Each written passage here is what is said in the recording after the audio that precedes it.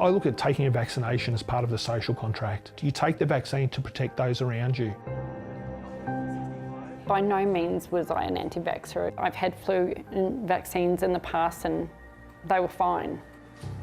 The vaccine rollout was a turning point in the COVID pandemic. The feeling was that 2 doses would give you some good protection. The chances of getting a serious or severe adverse event or reaction are very, very rare. But they did happen. At that stage, I was 48 years old, navigating the world on a walking frame. And it was horrific. And the government set up a so-called safety net. It was really designed to support trust in the rollout and increase uptake and appropriately compensate anyone that had a serious side effect. Administered by Services Australia, the vaccine claim scheme was sold as a simple and quick process for compensation. But since its closure a year ago, hundreds of claims remain unresolved, with allegations the process has been cruel and highly complex. For me right now, I don't see an end in sight. Approaching her mid-50s, Kathleen's life is nothing what she thought it would be. Like I said to my cardiologist, the last meeting we had, when we talked about this new medication, like, okay, so what if it doesn't work? What happens then? And he was honest and he said, I don't know. In the past few years, the once successful florist has had 9 heart surgeries and suffers multiple debilitating complications after receiving 2 doses of the Pfizer vaccine. She applied for compensation through the scheme in February 2023.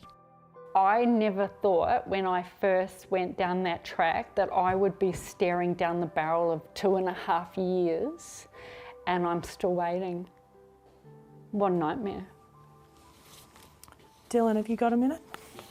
Kathleen hired Tanya Nielsen to help her navigate the scheme. So we're assisting in excess of 150 people with legitimate claims. There is no time frame for them to provide a decision. And we often see claims sit with the scheme for 2 or 3 years before a decision's made. And of course, for people that are suffering harm, that's really, really problematic. To successfully receive compensation, an applicant must pass 4 rounds of scrutiny, from having an acknowledged adverse reaction to external and internal medical and legal reviews. I've never come across a scheme that is as complex and problematic as the COVID scheme. There's no external right of review with the scheme, and it places a really significant evidentiary burden on applicants. They have to prove over and over again that the injury is ongoing when it is, and that they require support and care and medication, and that they cannot work. How many times can you ask the same question? And you do feel crazy. I feel unhinged because I'm desperate. I'm broke.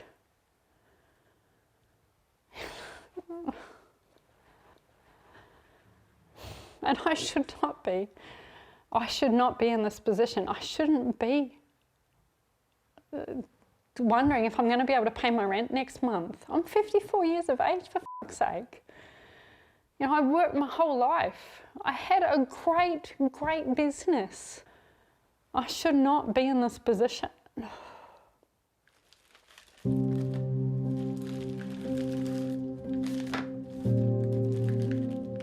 I'm one of the lucky ones that got to the end of the scheme.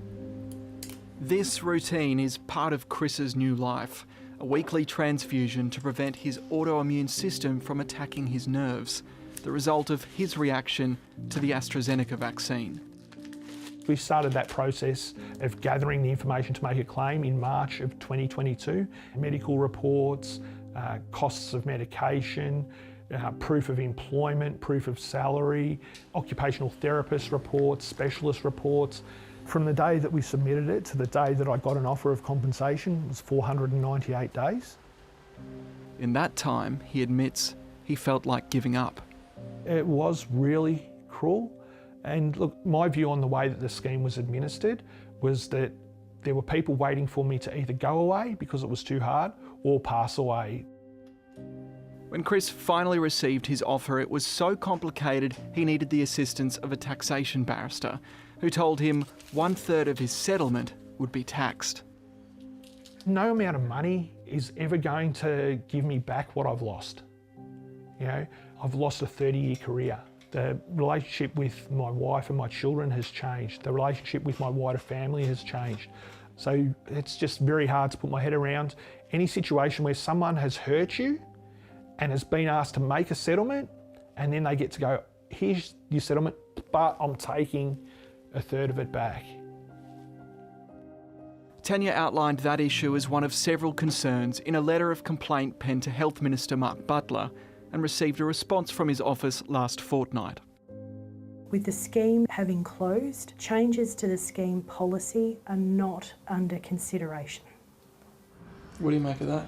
It's just terrible. It's terrible for those that have suffered harm and that are waiting and that have no other right of obtaining compensation. Of the almost 5,000 claims received, half have been denied. Around a tenth have been approved, sharing payouts of more than $40 million. But some people have withdrawn their claims in the process, more than 1,000, and 722 remain unresolved. Services Australia's General Manager said they're committed to supporting vulnerable Australians and take our duty of care seriously. And the Health Department confirmed it will start a feasibility study looking into a new ongoing no-fault vaccines claim scheme, with some advice expected early next year. These vaccines do work, they're effective and safe, so the goal will be to learn from the COVID claims scheme, to learn from other international schemes so that we come up with the correct, accurate, working well, efficient scheme for Australia. To have confidence in vaccines, I think the Australian population needs to see a robust, appropriate vaccine compensation system that legitimately supports people who have suffered harm and require support. I think it would be the right thing for you to sit down and take this seriously and help these people. They'll tell you where your flaws in your system are, because we're the ones that are on the receiving end of it.